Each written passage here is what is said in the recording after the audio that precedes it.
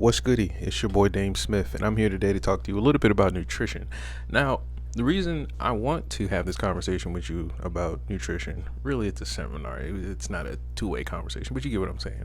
The real reason I wanted to do this is to kind of express the options you have out there when it comes to feeding your family, feeding yourself, or maybe you have a specific goal you want to reach as far as you want to lose maybe 10 pounds in about 3 months or 4 months. Maybe you want to learn how to cook very, very unique and delicious, tasty foods and fit it into your lifestyle. I'm going to help you out just by showing you the different options you have. So we're going to take it step by step, meaning I'm going to go from one concept to another concept to another concept, or maybe we may just explore a recipe one day. Who knows?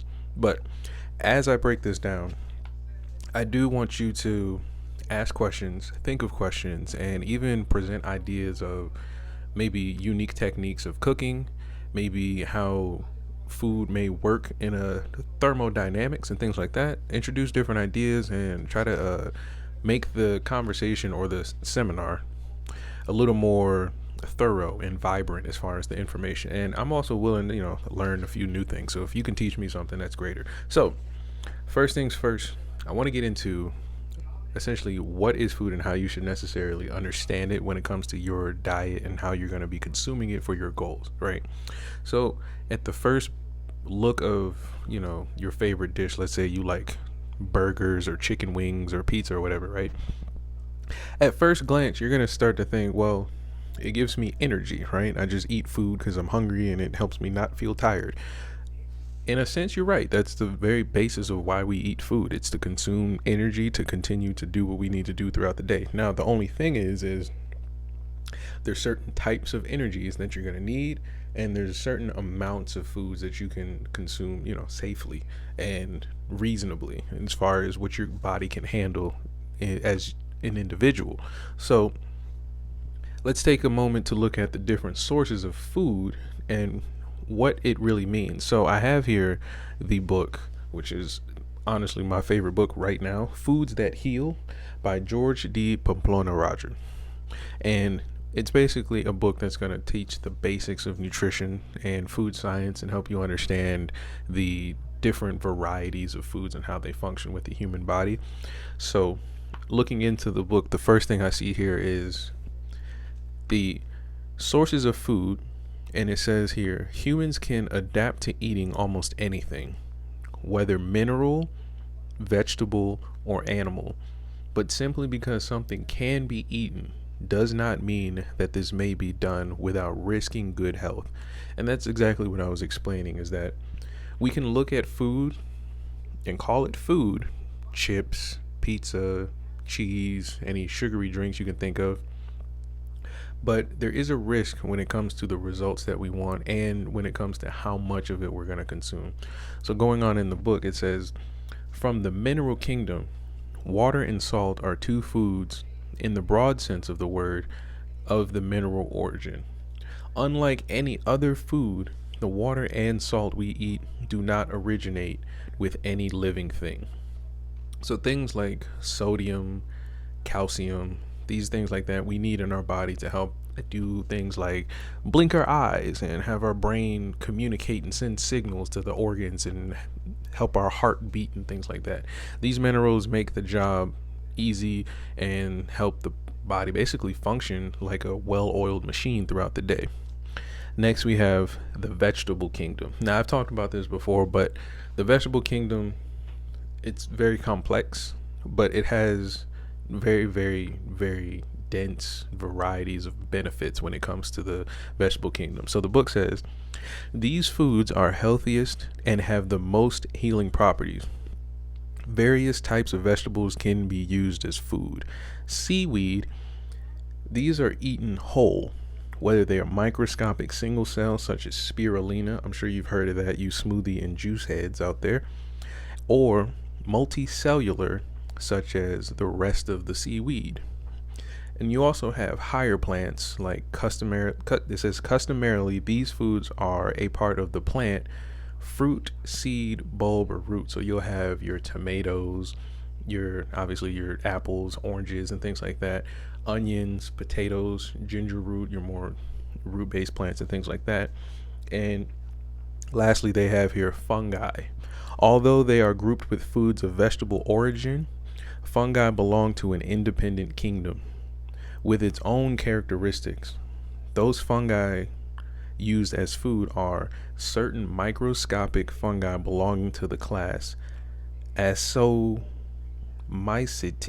I want to say that right, such as brewer's yeast, and mushrooms, which are in reality only a part of the fruity body of higher fungi. So these will be great vegetables that you can add in that are good for brain function as well too. I like to saute my mushrooms and add them on top of dishes, but there are a lot of dishes out there that are mushroom based out there. So that's a good way to get started if you're someone who's a little on the savory side of your taste palette. So next we have the animal kingdom, and it says certain secretions, eggs, and meat of various aquatic and land animals can be used for food. So these can be like oils, milks, fats, and things like that, even the skin, organs, and flesh, and things like that. However, not all of them are beneficial.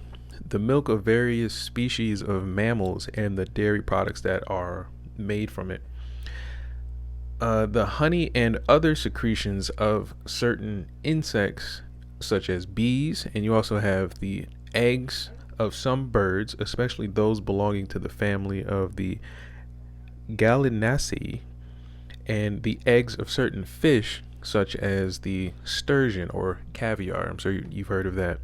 So we have the milk, honey, avian or bird eggs, and then you have fish eggs, and then you also have the meat of fish, mollusks, amphibians, and crustacean. That would be your crabs, your fillet of salmon, and things like that.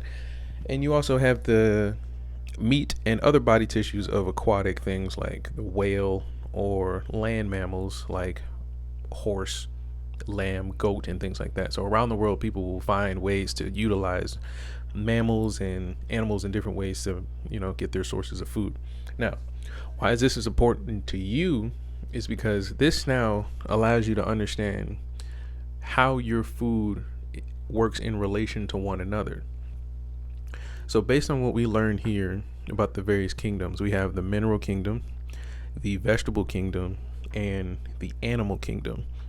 We can see how the meals we make and the meals that we enjoy all have these different kingdoms intertwining with one another in order to make up what we love.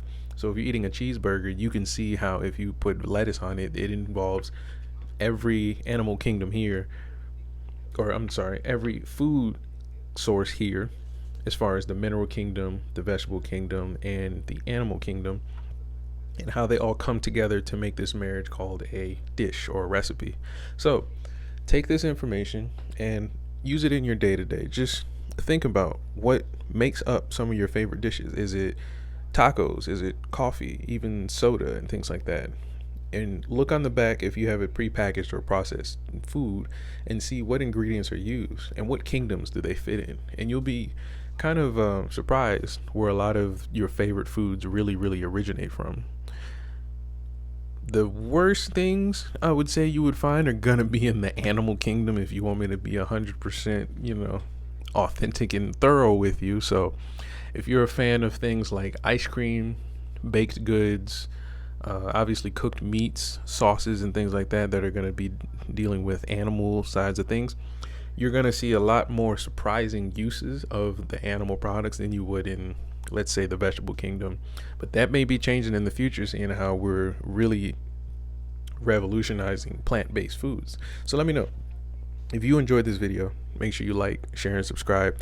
I'll try to do this more often, and let me know if this is going to be something that you're going to want more of. So let's get to it, and let's make sure we're sharing this with people we love, people we care about, and making sure they're going to be getting all of the options available to them when it comes to food, fitness, and whatever they have as far as their goals and being successful. So peace.